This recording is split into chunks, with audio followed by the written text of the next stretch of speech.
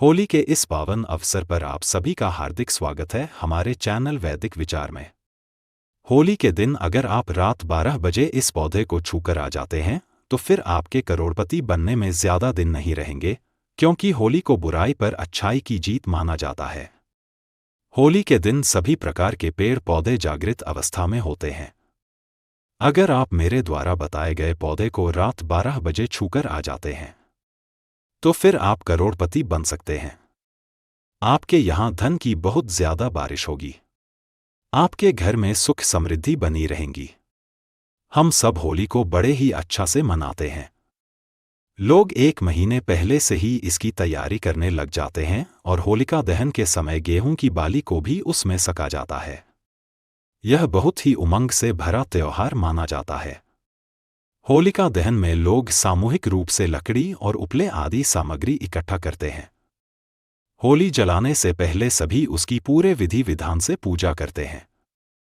होलिका दहन करते समय इस पवित्र दिन पर उसे अग्नि के चारों ओर लोग अलग अलग प्रकार से नृत्य करते हैं और संगीत का भी आनंद लेते हैं।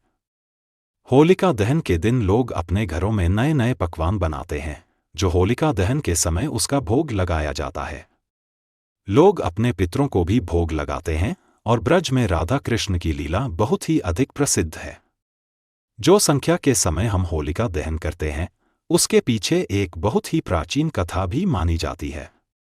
प्राचीन कहानी मानी जाती है और मैं आपको बताता हूं। कहानी शुरू करने से पहले आप सबसे विनती है कि आप हमारे इस लक्ष्मी दर्शन चैनल पर नए हैं तो सबसे पहले चैनल को सब्सक्राइब कर दीजिए, वीडियो को लाइक कर दीजिए, साथ ही पास वाले बेल आइकॉन पर भी क्लिक कर दीजिए, जिससे कि आपको नए नए वीडियो का नोटिफिकेशन मिलता रहे। कमेंट बॉक्स में जय श्री राधा कृष्णन जरूर लिखिए। अब मैं आपको कथा बताता हूं कि इसके पीछे कौन सी कथा छुपी हुई है। हिरण्यकश्यप भगवान विष्णु से बहुत ही घनिष्ठ शत्रुता रखता था। वह अपनी शक्ति के घमंड के कारण अंधा था। वह अपनी शक्ति के घमंड में बहुत ज्यादा अंधा हो चुका था। वह भगवान विष्णु को भी पहचान नहीं सका और अपने पूरे राज्य में घोषणा कर दी कि सब सिर्फ उसकी ही पूजा की जाएगी। उसने अपने राज्य में सभी देवी देवताओं की यज्ञ में आहुति दिलाना बिल्कुल ही बंद कर दिया और वह सभी साधु संतों को प्रताड़ित करने लगा, परेशान करने लगा। दूसरी तरफ हिरण्यकश्यप का पुत्र प्रहलाद भगवान विष्णु का बहुत ही प्रिय भक्त था। प्रहलाद से भी हिरण्यकश्यप मना करता था, लेकिन वह अपने पिता के मना करने के बाद भी नहीं माना और भगवान विष्णु की भक्ति में हमेशा लीन रहता था।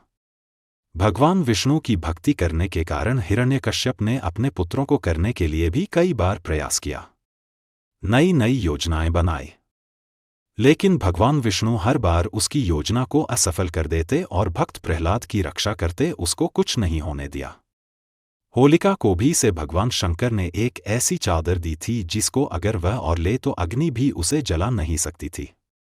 इस चादर को ओढ़कर होलिका प्रहलाद को गोदी में लेकर बैठी थी। तभी वह चादर उड़कर प्रहलाद के ऊपर जा गिरी और होलिका जल गई और प्रहलाद की जान बच गई। इसी कारण होलिका दहन के दिन होली जलाई जाती है और जश्न मनाया जाता है।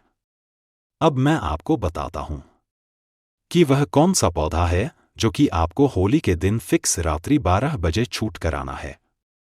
जिस पौधे के बारे में मैं आपको बताने जा रहा हूं, स्वयं भगवान नरसिंहा ने हिरण्यकश्यप को मारा।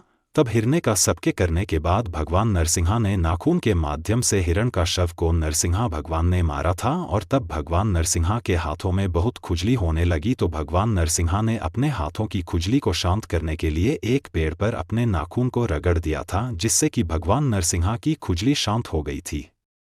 लेकिन वहां पेड़ दर्द से तड़प रहा था। तब उसने भगवान से प्रार्थना की कि भगवान आपने अपनी खुजली तो मिटा ली, लेकिन जो यह असुर रुपए रखते हैं हमारे पेड़ पर हमला कर रहे हैं, इससे हम अशुद्ध हो गए हैं।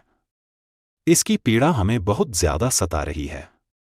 आप ही हमें इस पीड़ा से मुक्ति दिलाएं, छुटकारा दिलाएं। तो भगवान ने उसे पेड़ की बात को सुनकर उसे वृक्ष को आशीर्वाद दिया कि जब भी होली आएगी तो होलिका के दिन और पूर्णिमा के दिन मैं तुम पर ही निवास करूंगा और होलिका के दिन जो भी होली जलाएगा और इस वृक्ष को छू लेगा, जिस पर भगवान नारायण माता लक्ष्मी के साथ होली के दिन निवास करते हैं, तो फिर उसकी जिंदगी बदलने से कोई नहीं रोक सकता है।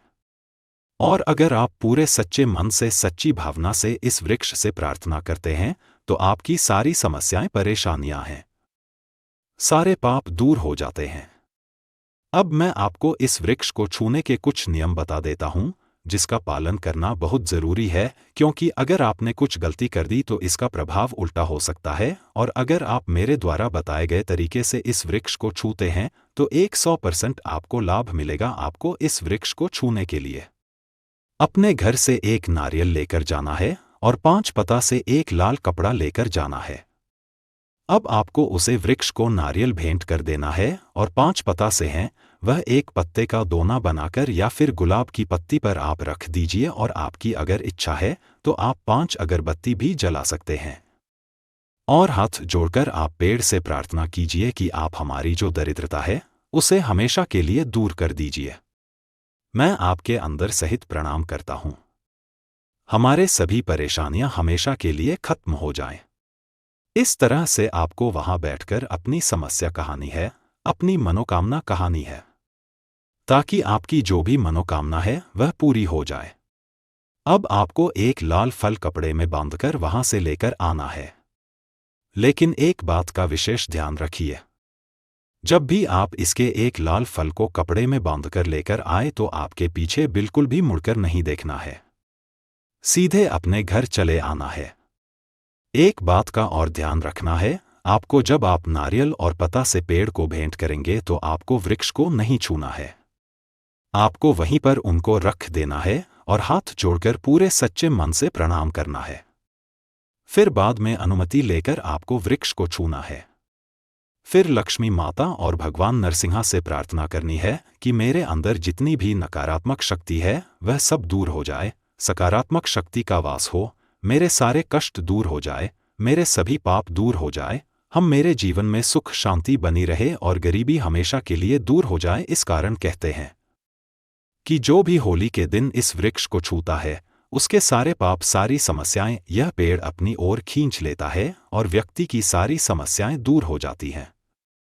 अब मैं आपको इसका नाम बताता हूं, लेकिन नाम बताने से पहले एक बार फिर से विनती है कि अगर आप हमारे इस लक्ष्मी दर्शन चैनल पर नए हैं तो सबसे पहले चैनल को सब्सक्राइब कर दीजिए, वीडियो को लाइक कर दीजिए, साथ ही पास वाले बेल आइकॉन पर भी क्लिक कर दीजिए, जिससे कि आपको हमारे नए नए वीडियो का नोटिफिकेशन मिलता रहे। अगर आप सच में लक्ष्मी माता की कृपा प्राप्त करना चाहते हैं तो कमेंट बॉक्स में जय मान लक्ष्मी जरूर लिखिए। अब आप उसका नाम ध्यान से सुनिए। उसे वृक्ष का नाम है गूलर वृक्ष। आप सब जानते ही होंगे कि गूलर वृक्ष कैसा होता है, जिसे भगवान नारायण वरदान दिया था, आशीर्वाद दिया था। तभी से यह मानता है कि होली के दिन अगर गूलर के वृक्ष को छुआ जाए और उसे हाथ जोड़कर सच्चे मन से प्रार्थना की जाए तो आपकी सारी समस्याएं दूर हो जाएंगी और आपकी सारी जो भी नकारात्मक शक्तियां हैं वह भी खत्म हो जाएगी। आपकी सभी पाप खत्म हो जाएंगे। आपकी जिंदगी पूरी तरह से बदल जाएगी। आपकी किस्मत में चांद लग जाएंगे। अगर आपसे अनजाने में कोई पाप हो भी गया है तो वह पाप भी नष्ट हो जाएगा। अब हम बात करते हैं उसे फल की, जो आपको लाल कपड़े में बांधकर लाना है। अब मैं आपको बताता हूं कि वह फल आपको कितने बजे लाना है। आपको वह रात्रि 12 बजे ही लेकर आना है और आपको किसी को भी बिना बताए अपने घर की तिजोरी में या फिर आप जहां भी पैसा रखते हैं वहां पर रख देना है। आप देखेंगे कि आपकी तिजोरी पैसों से हमेशा भारी रहेंगी, कभी भी खाली नहीं होगी। आप दोनों दिन बहुत ज्यादा तरक्की करने लगेंगे। आपके पास हर जगह से पैसा आने लगेगा। आपका अटका हुआ पैसा भी आपको मिल जाएगा। ऐसा मन कर चलिए। हर तरफ से आपके ऊपर धन की बारिश होगी। लेकिन यह उपाय आप जब भी करें आपको किसी को बताना नहीं है। अगर आप बता देते हैं तो यह सफल नहीं होता है और आपका काम सिद्ध नहीं होगा। यहां तक कि आपको यह उपाय अपनी पत्नी को भी नहीं बताना है। आपको बिल्कुल चुपचाप ही यह उपाय करना है। अगर आप बिना किसी को बताएं यह उपाय करेंगे तो आपको ज्यादा लाभ होगा, लेकिन आपको यह उपाय करते समय इस पर पूरा विश्वास रखना होगा, तभी भगवान नारायण और माता लक्ष्मी की कृपा आपको प्राप्त होगी। और आपकी सभी मनोकामनाएं पूरी होगी। आपकी सभी परेशानियां दूर हो जाएंगी। तो दोस्तों, यह थी छोटी सी जानकारी और छोटा सा उपाय जो कि आपको होली के दिन करना है और आपकी जिंदगी को बदल कर रख देगा। एक बार आप जरूर यह उपाय करके देखिए और मुझे कमेंट बॉक्स में कमेंट करके जरूर बताएं कि इस उपाय को करने से आपको कितना फायदा हुआ। लास्ट में एक बार फिर से आपसे विनती है, आप हमारे इस चैनल पर नए हैं